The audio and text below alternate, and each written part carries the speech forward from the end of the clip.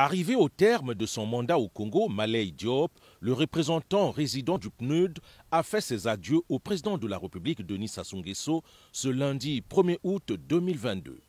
Les deux interlocuteurs ont plus focalisé leurs échanges sur l'accompagnement du PNUD à la mise en œuvre du plan national de développement et les engagements du Congo sur les objectifs de développement durable. L'agenda climat, le renforcement de la gouvernance, le développement du capital humain et la diversification de l'économie ont été également évoqués par les deux personnalités.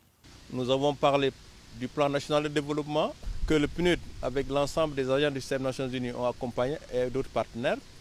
On a échangé aussi sur la problématique du développement local, c'est-à-dire comment faire atterrir le PND au niveau local par le biais des plans locaux de développement qui seront adossés sur des projets concrets au niveau local pour améliorer les indicateurs sociaux.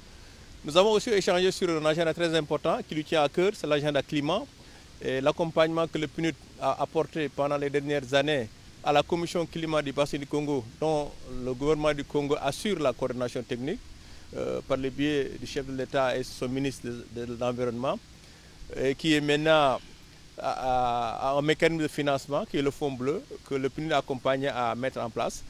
Nous avons aussi échangé sur la problématique de la jeunesse. Nous venons de signer il n'y a pas longtemps un programme important avec le ministère en charge de la jeunesse, Youth Connect, qui est une initiative continentale accompagnée par l'Union africaine pour accompagner l'épanouissement de la jeunesse et leur participation au développement. Exploiter les innovations, parce que comme vous le savez, les jeunes sont très engagés dans les questions d'innovation. Le PNUD a aussi mis récemment, il y a 2 ans, 3 ans, une initiative mondiale sur les innovations qu'on appelle Accelerator Lab, que le Congo fait partie des 91 pays qui en bénéficient. C'est une manière aussi d'accompagner les innovations dans le processus de développement et d'exploiter l'ingéniosité des jeunes pour accompagner les efforts. Malay Diop quitte le Congo avec le sentiment d'une mission bien accomplie.